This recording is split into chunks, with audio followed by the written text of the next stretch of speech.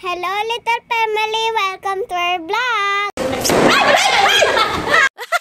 This was the day before Leah's kinder Christmas party. Classroom officer nga pala ako, kaya ayan, busy-busy mag-decor ng room. Nasira ko pa nga yung letter E. Buti na lang talaga, nagawan pa ng paraan. Kasama ko nga pala dito yung dalawang president ng Session 1 and Session 2. Buti na lang magaling sila sa art. Ito na nga yung finished product ng decorations namin. Hindi naman masyadong halata yung letter E, di ba? Kinagabihan naman, inayos namin ni Leah yung giveaways niya para sa mga classmates niya. Akala ko talaga malalaki tong coloring book na to nung in-order ko. Pagdating, ganyan lang pala. Pero cute din naman, sakto siya sa loot bags, lalo na may kasama silang crayons. May sticker nga rin pala yung pinaka-front niya para dun gagayahin yung mga colors. 25 pieces nga lang pala to, pero sobra pa to kay Leah kasi konti lang naman sila. Naubusan nga rin pala kami ng Christmas loot bags, kaya yan na lang Minnie Mouse ang napili ni Leah. 10:30 PM na nga at hindi pa rin ako ready for tomorrow. Last minute na naman kasi yung preparation ko, buti na lang maaga natulog si Leah. Nagprint na nga lang ako ng Christmas quotation para ilagay sa mga loot bags. Inabot na nga ako ng 11:30, tulog na si Daddy at si Leah. Ako eto, naglalagay pa ng mga cards sa loot bag. Ganito ata talaga kapag may event or ganap ang mga chikiting, siguradong puyat at pagod ang mga nanay. Last ko namang binalot tong mga gifts ni Leah sa best friends niya. Pagkatapos niya, nagpahinga na rin ako. Kinabukasan, maaga kong ginising si Leah para makapag-breakfast siya. Pero ayaw niyang kumain ng kanin kaya ayan, nag-bread na lang siya. Sinabay ko na nga rin yung pag-aayos ng hair niya kasi marami pa akong kaartehan na ilalagay. Barbie nga pala yung theme niya ngayon at tulad ng dati, nilagyan ko yung hair niya ng mga beads. Dito nga kami nagtagal kasi isa-isa ko talagang nilalagay at nirarandom ko pa yung mga colors. Pero pag doon na sa pinaka-ponytail, madali na lang kasi meron na siyang pang-clip. At ito na ang ating Barbie girl. On the way na nga kami sa school at late na rin kami. Nagpahatid na rin kami kay Daddy dahil ang dami naming dala. Tapos yung clown na naka-assign sa akin, late din. Pagdating namin sa room, wala pa nga yung clown, hindi pa nag-start kaya finalo up ko na. Fast forward tayo kasi late na nag-start. Okay, so bago tayo mag-start ang ating party, syempre, okay, isa muna natin yung ating tubig. Syempre sa mga kids natin, we have more prizes. Dahil Christmas party na daw, so sabi ni teacher, mamimigay daw si teacher na laptop, DVD, washer, toaster, refrigerator, at 5,000 pesos.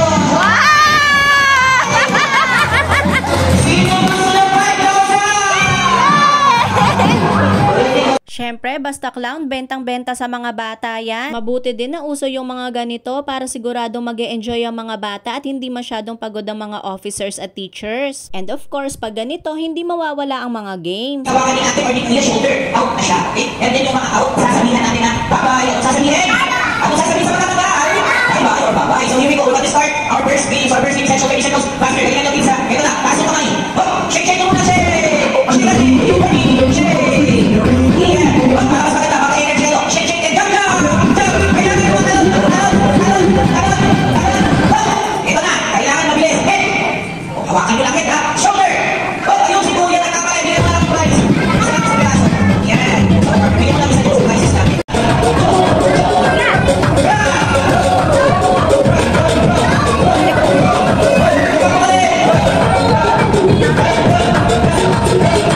Sila magkakatabi, sila mag-aagawan.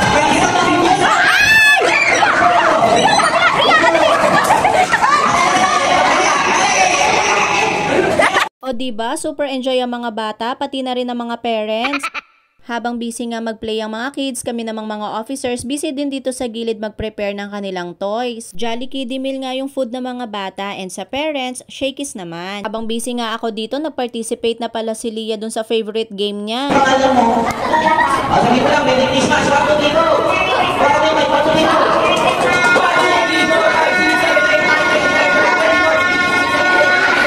Fast forward, habang nagkakainan nga lahat, sobrang excited namin ni Leah ipamigay yung giveaways niya. Kaya ayan, isa-isa na pinamigay ni Leah. Yun pala, may time si teacher nilaan para sa mga batang mamimigay ng giveaways nila.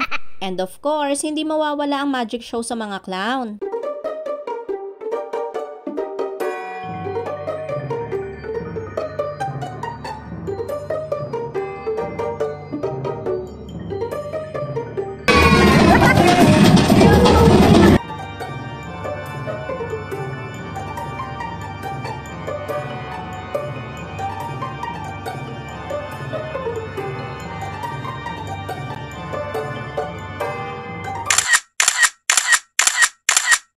After nyan, bigayan naman ng giveaways. Thank you, Jervan. Tapos si teacher naman ang namigay ng gifts. Grabe, sobrang daming regalo ng mga bata. Thank you po, Teacher Mylene. Super saya ng mga kids. And bago nga mag-exchange gift, pinasayaw muna ni Teacher Mylene yung mga kids. Parang ito na yung presentation nila. Sobrang dami pa nga nagbigay ng gifts, kaya lang sobrang haba na rin itong vlog na to. Ito na yung highlights, gift opening. Kaming mga parents ang nagbigay ng gifts nila. Tuwang-tuwa nga si Leah sa gift namin sa kanya. Appreciative din kasi tong batang to. After niya, nagpa-raffle naman si teacher para sa mga parents. O diba, hindi lang kids ang may gifts. Thank you po talaga, teacher. Ang daming effort. O siya, hindi ko na po pahahabain pa. Sobrang haba na po nito. Baka wala nang manood. Don't forget to share our vlog. Bye!